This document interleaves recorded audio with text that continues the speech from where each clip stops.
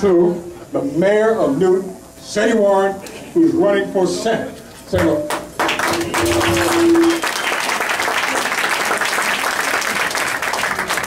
Hi, good evening, everyone. It is great to be with you. I will not take too much time, but I want to say just a few things to everyone here. I entered the race for the United States Senate about 13 weeks ago. Quiet! And when I started that race 13 weeks ago, 16 weeks ago almost, here's what I understood. This country is at a crossroads. We have an economy that is not working for everyone. We have to make sure we have leadership in the United States Senate right now that invests in all the things that have made this country great. We have to make sure that people of color, businesses, people get back to work. Unemployment rate is at the highest it's been in generations, and it continues to be systemic, and it continues to go on and on and on. People are not able to put food on the table. People are not able to educate their kids. The quality of life is at stake. I'm in this race because my dad, who many of you knew, was dedicated to this community, and so was I as a young child, in making sure every kid had an opportunity to succeed in life. I'm in this race because I want to make sure future generations and people right now have that same opportunity. So I'm going to ask for all of your help. I worked a lot with you in my different roles, Senator Kerry's office, small business, to expand minority contracting, make sure that our people had a chance to employ people and get people back to work. Our businesses were able to expand. I worked tremendously hard over the years to make sure that young kids had a chance for education right here in Roxbury, at the Shelbourne Center, and otherwise. I'm the mayor and chief executive of the city of Newton in my own community. I've made sure that every single young person in my own community had a chance to succeed.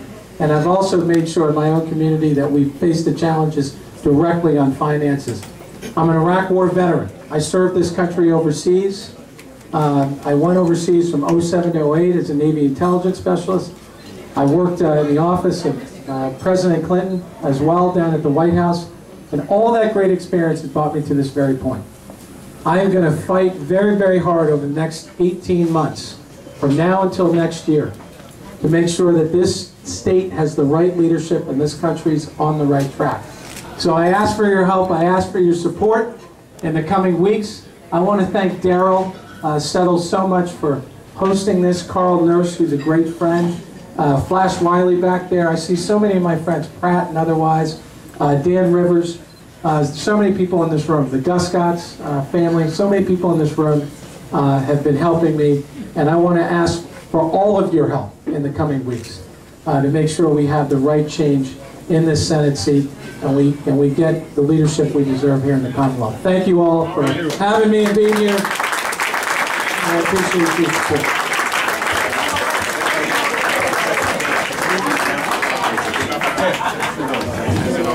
Real quick.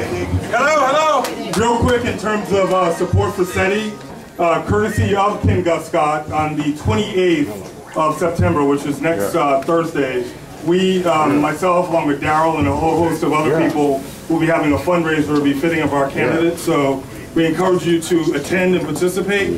The fundraiser will be from 6 to 7:30 over at the Algonquin Club. So there's no donation too small, but you can certainly max out to the max of $2,500. Wednesday? Wednesday. It's a Wednesday. Wednesday the 28th, September 28th, from 6 to 7:30, Algonquin Club on Comm Ave.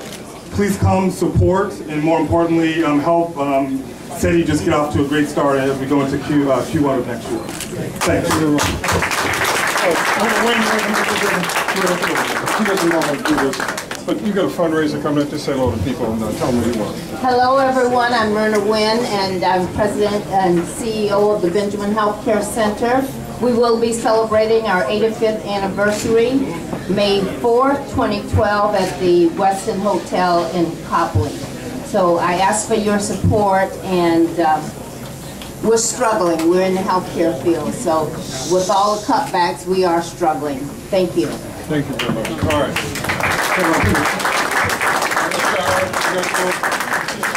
How you doing, ladies and gentlemen? My name is Tito Jackson. I'm a District 7 City Councilor. Welcome to District 7. Okay. And we were speaking about fundraisers, so I'm just going to jump right in. Okay. I'll be hosting a fundraiser on October 12th, which is a Wednesday. We're going to be doing it at Morton's, and we have a special guest, Governor Deval Patrick, will be hosted. I would definitely love to have everyone there at 6 to 9 p.m. October 12th. And just one side note, today in the city of Boston is a great day. We were able to pass a home rule petition to raise the dropout age from age 16 to 18 and to give our young people an opportunity to do better for themselves.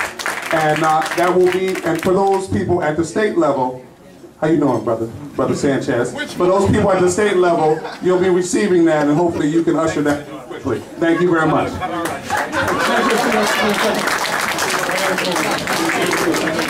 I'll put the two together and say something. I will pass the microphone off to our City Councilor, Ayanna Presley. Okay, all right, well, good evening, everyone. It's so good to see all of you. Ayanna Presley, proudly serving as one of your 4 citywide city councilors.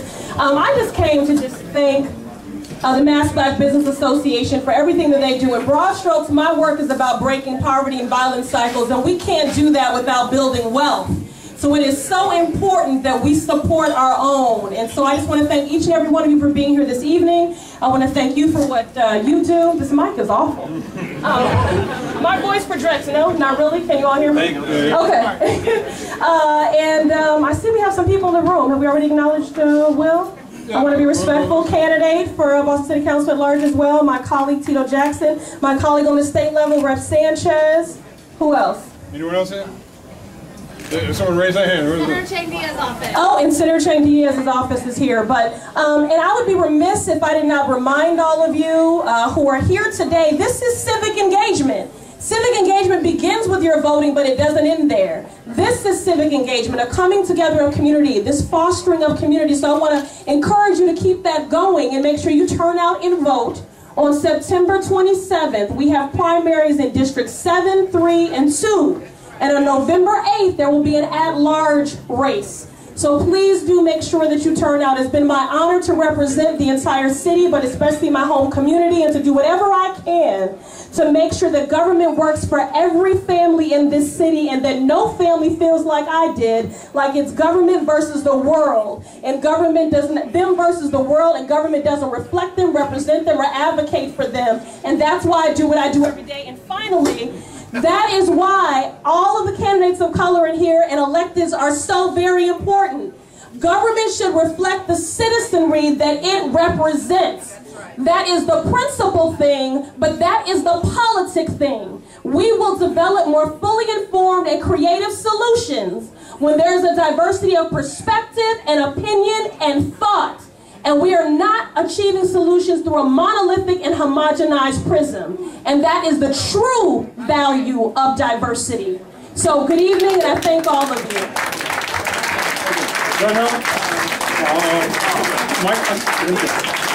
Can I get Mike Hunter?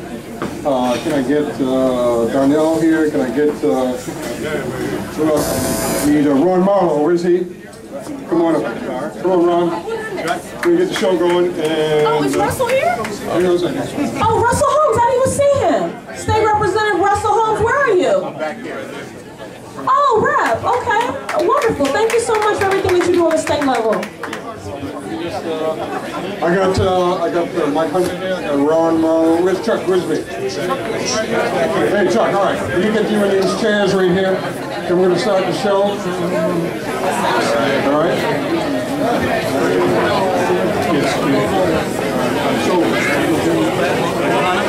If I can have your attention very briefly. Excuse me, all of the people in the back, and I can name everybody by name. If you don't pipe down, I'll call your name out. If you want to have a conversation, we really have a sidewalk spot for you, right up front. Hello? I'm with the Urban League, but I also serve as the chair of the Oversight Committee. $400 million is getting ready to be spent in Roxbury in terms of construction, the Ferdinand Building, the Bartlett Yard, P3, parcels 9 and 10. There's a lot of money that's getting ready to be spent in this neighborhood. It's a lot of energy in this room. And it seems that we can work very well together when we have synergy when we're in a room. The challenge is that how do we work together when we leave out of this room? So my job is just to set the atmosphere, because the three gentlemen that are going to follow me, Chuck, Ron, and Michael Hunter, they're going to give you the very specifics to how to do it at the state level. So I will decrease and let them increase. Thank you, Carl. Thank you very much. All right. Here's why I invited you all here, and that is to understand that you're businessmen and women, that you have a stake in this marketplace, and that you want to know how to do better.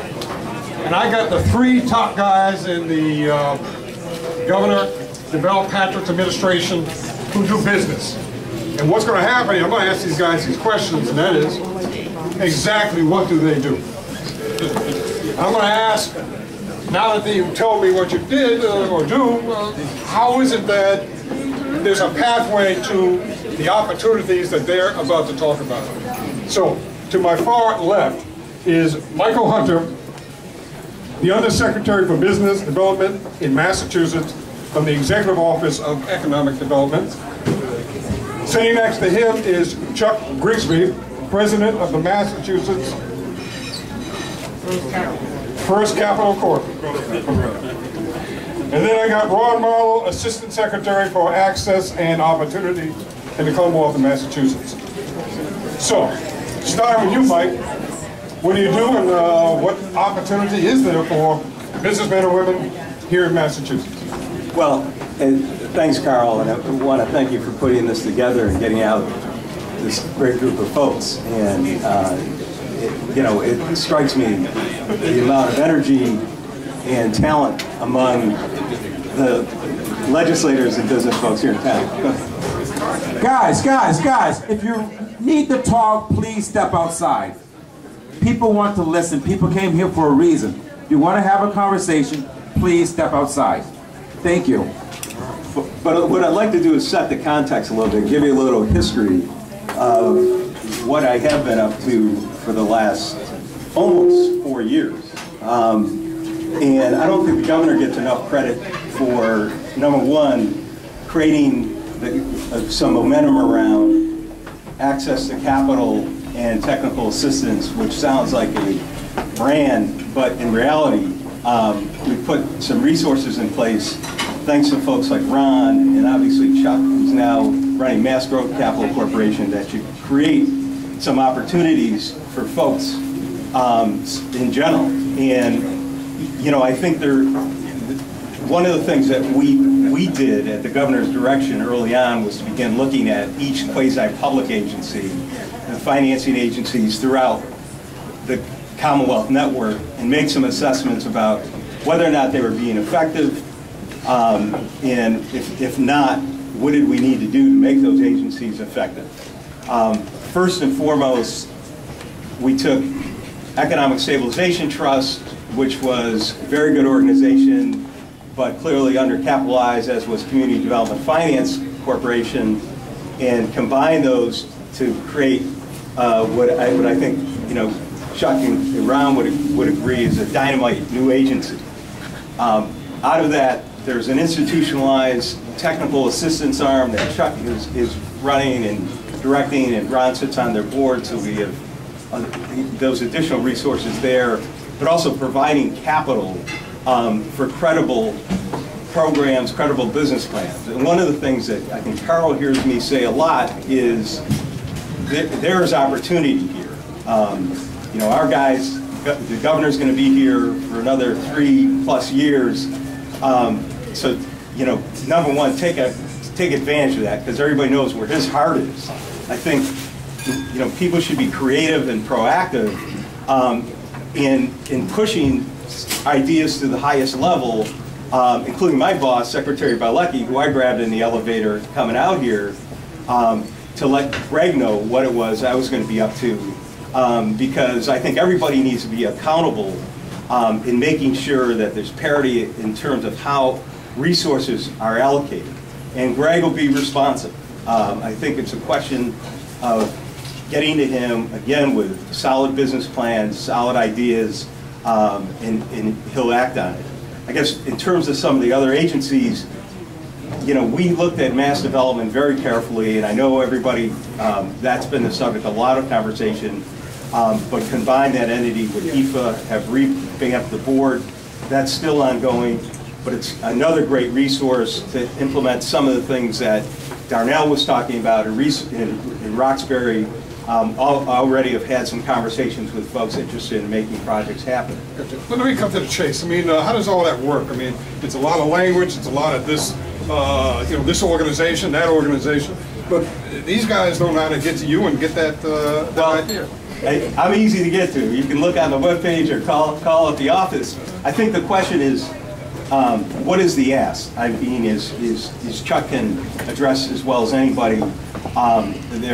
These agencies are responsible for various kinds of financing, from debt to equity, and you know, working capital. So you know, knowing where to go, knowing what your needs are first and foremost is key. And we can get people to the right agencies. I think, you know, Marty Jones is the new CEO at Mass Development. You know, she and I recently had a conversation about that organization doing more work with Chuck to really leverage the amount of resources that we have available. Let me get this over to Ron. Ron, how do you react to, you got a lot of agencies, you got a lot of letters in front of stuff, but these folks need to find out what the pathway is to developing business, and that, you know, you guys are downtown, but where's the pathway, where's the road, where's the way that you get to whatever it is that you have to offer? And what do you have to offer? What do you do?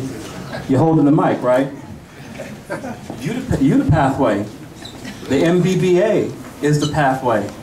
Carl, I saw more emails about tonight's meeting than any other Mbba meeting that I can recall, and look at the turnout. I think they came not only because you called, but because people honestly want to know, A, what are we doing? B, how do they touch what we're doing? And C, if they can't touch it, what can we do to make it touchable? What do? I do what I call the 3 Ps. Mine is a civil rights position, access and opportunity. The 3 Ps stand for policy, which means that the governor very early on issued a policy of non-discrimination, equal opportunity, and diversity in all state services programs and activities. To effect that, he decided that there needed to be a single point of accountability, irrespective of whatever other mechanisms exist in the executive branch, so that you could pick up the phone, send an email, or call to say, I got a problem in this area. From a policy standpoint, it runs the gamut. On one day, I'm dealing with black businesses. On another day, I may be dealing with folks who are disabled and can't get into a state building because it's inaccessible. On the third day, I may be dealing with someone who wants to work for state government in the executive branch, but feels the process wasn't quite right, and what can be done about it. From a personnel, procurement, and policy standpoint, I think working with the Mbba, we have made tremendous progress. So let me stick with procurement, because I'm in front of a bunch of business folks. Since the governor took office, spending with minority business enterprises has increased 90%. Let me say that one more time. Spending with minority business enterprises has increased 90%. The state, as of the most recent data, spent over $500 million with MBEs, both in the goods and services and in the construction spaces. It doesn't happen by accident, it doesn't happen overnight, and quite honestly, it doesn't happen with me or Reggie Nunley or Andre Porter or Mike Hunter or even Chuck Grisby working alone. It works because we are willing and able to come meet with you, talk to you, and understand where the barriers have existed, and to work to try to mitigate and eliminate those barriers. Some days we have success, other days we don't, and then we figure out how to go from there. Let me speak to something real quick that I know many of you are curious about: casino legislation. Casino legislation is making its way through the legislature. Through this administration's leadership, I can tell you that MBEs and WBEs, because we don't want to forget women-owned businesses, there is language throughout the legislation that creates opportunities for MBEs and WBEs in the construction phase, in post-construction phase in terms of the business opportunities that will be available through the casinos. And if we get our way and do this right, and I know Darrell asked me about this when we came through the door, can we also create a statutory or legislative pathway so that there might even be minority ownership participation in the casinos? That's going to take some energy and effort. And I can tell you Senator Sonia Chang Diaz has an amendment that's ready to go to try to affect that. But it's going to take everybody in this room contacting your state senator in Senate leadership to say, you support Senator Sonia Chang Diaz's amendment. I can share with you that I support it. It's actually easy for me to support because you may remember last year working both with the Mbba and working with Senator Sonia Chang Diaz's office, wrote the language and gave it to her to file it. So I know what it does. I know what I need from you though. I need your help to lobby the senators, and I'm sure the senator would appreciate your help in lobbying the senators. I'm going to stop there, Carl, and I will come back to other specifics, but can we do this? I asked one question. Can we make sure we give an opportunity to as many folks out here who want to ask me a question, or Chuck or Mike an opportunity, because I know you got your questions ready, but I do want to hear from folks here too. So Chuck, how do you fit into this? I'm in the middle, actually. Due to the work of a lot of people in this room in getting Governor Patrick elected, Governor Patrick signed a bill last fall, actually last September. We created a different kind of loan fund. You all know about loan funds that don't work. This one is a different kind of loan fund. Ron is on our board of directors. Our advisor is Michael. The loan fund that the governor created is a loan fund that will make loans that banks will not do. The loans that the banks have turned down, will not do, cannot do. That doesn't mean that the loans don't make sense or the companies don't make sense. It means that banks are turning down loans left and right now because there have been so many bank failures in the last few years, and because the FDIC, which insures banks, is trying to make sure there are no banks fail anymore.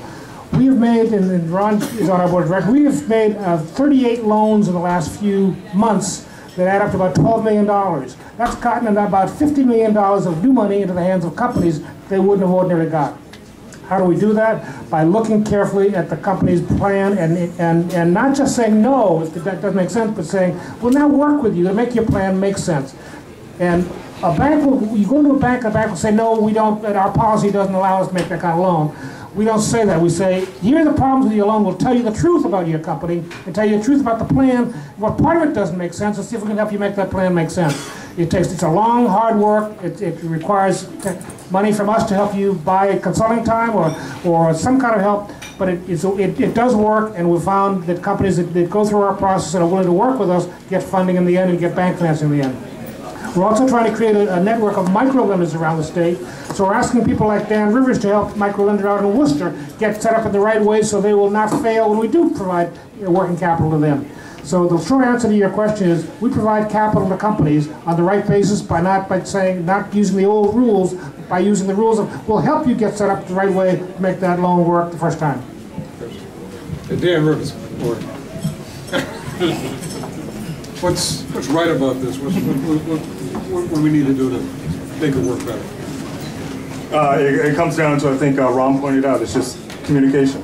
Being able to have access to you guys, and more importantly, from our company, Henry here with Central Capital, being able to pick up the phone and call you guys to get questions answered, and more importantly, know which door to open to kind of escape is very, very important. So I think I speak for a lot of the business owners here that access is very important.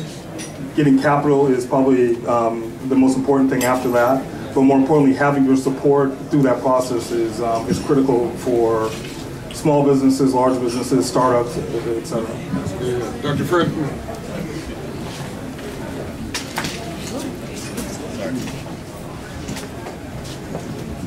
How's this working? Well, this is, Massachusetts is actually fortunate. Sometimes you never appreciate where you are. I actually spend my time between Connecticut and Massachusetts, and I have to tell you, Massachusetts is way ahead of Connecticut and the other New England states, and I would venture to say the other northeastern states. So you have great resources. You got very powerful people put in strategic positions, either through election or appointment, that are knowledgeable about what needs to be done. And my view is that this area is poised for a substantial and historic growth in minority businesses, but it requires entrepreneurs to step up and be entrepreneurs. I think the resources are there. Do you want me to talk about? Yeah. And many of you may or may not know, but I'm president of the Greater New England Minority Supplier Development Council. And recently, the council won a federal grant from the U.S. Department of Commerce, the Minority Business Development Agency, and we will now be opening one of 25 regional minority business centers around the country. And this is a federal grant. It's a $2.1 million grant over 5 years. And our mission, quite simply, is to increase procurement by minority businesses that come through the center by $100 million a year. To increase financing by $100 million a year.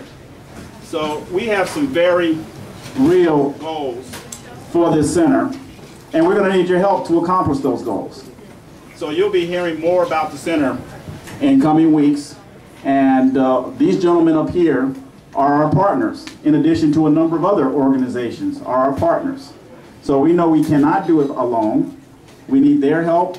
We need some folks whose organizations are not here at this table, their help, and we need your help.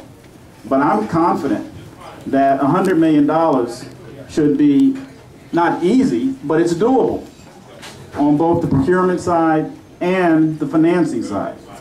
It's not a lot of money in the scheme of things, but it takes a lot of work. And I'm confident that we're going to get there. And you'll be hearing more about the center. We'll be having a grand opening in October with some federal officials, some state officials, and some city officials, we hope. And you'll hear more about it, and you're welcome to call me or visit our office or our website to learn more about it. So, Ron, how's that going to work? Where's the center going to be located? The center will be located at our office in Copley. So we have an office in Copley, we have an office in Connecticut, but this center will be in Boston. And again, this is a national program, it's a federal program. So, quite frankly, we can work with MBEs anywhere around the country. And so part of our strategy is, if we don't have big enough MBEs here in Boston, and I hope that's not the case, we're going to bring them in from someplace else and get some big business here in Boston. And our strategy is to link those large businesses with Boston-based businesses to take full advantage of all the opportunities. I mean, within the Greater New England Minority Supplier Development Council and the National Minority Supplier Development Council, we've got billion-dollar businesses, minority businesses. So we're going to work with all of these businesses to accomplish those goals. So, thank you very much. So, Ron, how's that going to work for you? How do you interface with the business center? Sure. And if I can. Yeah. The Commonwealth, when this grant opportunity came down, and I should point a picture for you real quick. Dr. Fred McKinney, in his role, had been lobbying the MBDA, Minority Business Development Agency, to locate a center in this neck of the woods. We at the state had also been lobbying the MBDA because we thought that having a center in New York could not and would not meet the needs of minority businesses here. When the opportunity presented itself, the state looked at being the lead on the grant. But in my humble assessment, I thought that although we had accomplished very positive things through our Supplier Diversity Office, which is led by Reggie Nunley, I didn't think we had enough of a track record, and we should actually partner and be a strategic partner to the council as they were the lead. In that, for those of you who are certified through the SDO, we would use your certification as a basis to create an initial universe of firms that would be ready feeders to this minority business center. So we are partners with the council. We will see this through for the full 5 years. Our necks are somewhat on the line, even though if they come chasing anybody, they're going to chase Dr. Fred.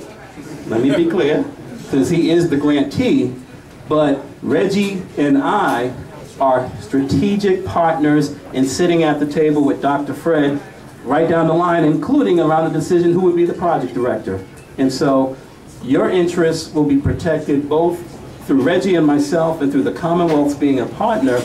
And this will not serve just those who are certified with the council or those who are just certified with the state, because the MBDA has an MBE definition that is expansive, or at least inclusive of our definition and a little bit more. And so you do not have to be certified with either the state or the council to seek services. So I advise you to stay tuned and know that, again, Dr. Fred is here, I'm here, and Michael will be watching from the Executive Office of Housing and Economic Development to make sure we get this right.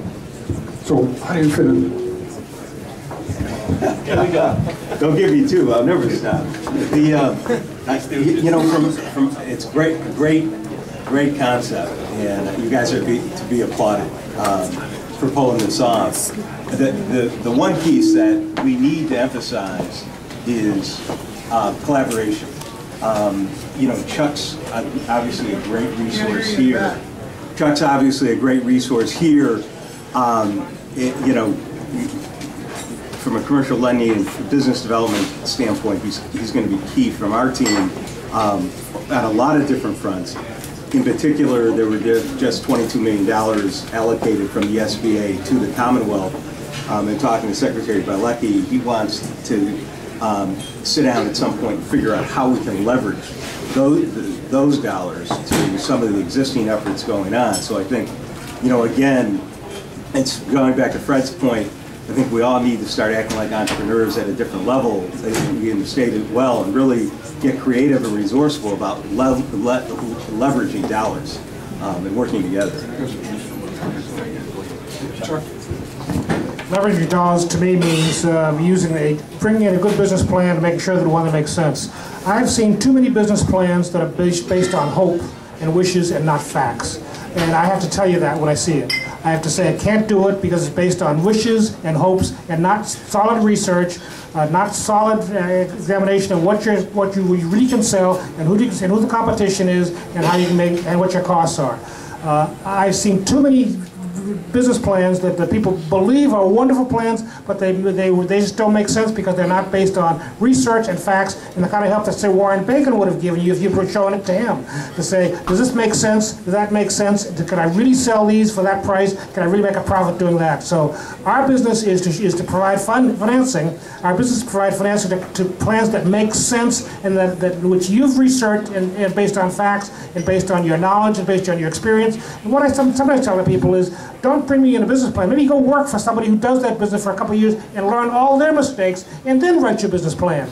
So there are lots of ways of going about any kind of being an entrepreneur, but one of them is not to write a business plan based on hope and wish and not facts and bring it in and wonder why you get turned down. I want to bring Ed Duggar up here if I can.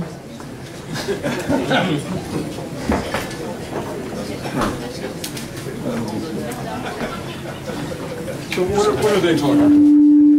What are they talking about? You know, really what they're talking about is what a lot of people for a lot of years, maybe decades, have been trying to do.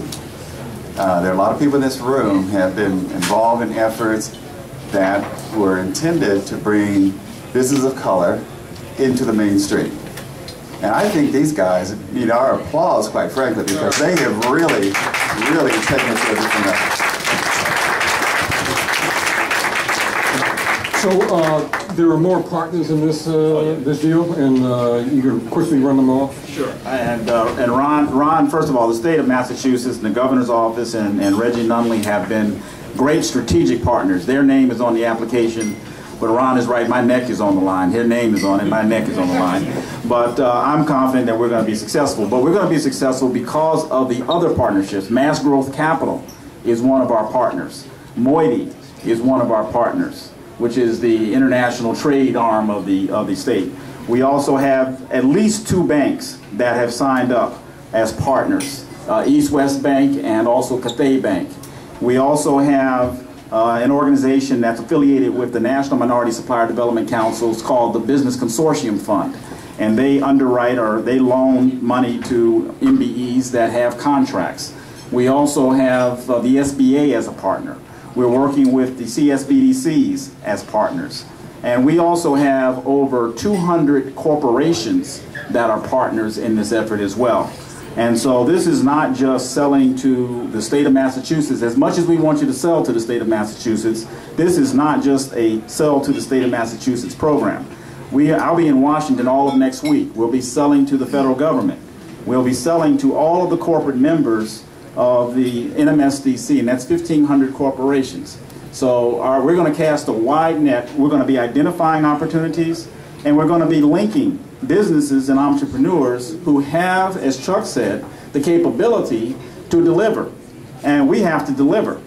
And so we've thought long and hard about how we are going to execute. And I'm very confident that we've got a great plan, and you're going to be seeing some interesting stuff real soon. Carl, can I just say a few minutes? Sure. Mary Fernandez, I'm with the MBTA, and someone who's been in the state government for a number of years. And I will echo what Ed said. This is an opportunity that has been a long waiting to happen. These individuals here are saying 2 words to you: opportunity and technical support and assistance. So those businesses who are in the room, are you ready? Because they are moving. The train has left the station, and either you get on board, and if you're not ready, what do you need to get ready? There are a number of individual firms that are in this room right today that have been in business for a number of years. Talk to them. Partner with them.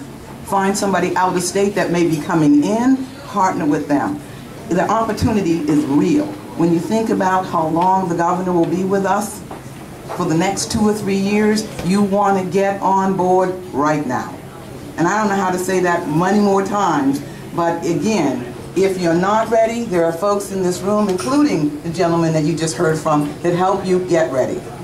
If your business plan, as he said, is not where it needs to be, get it.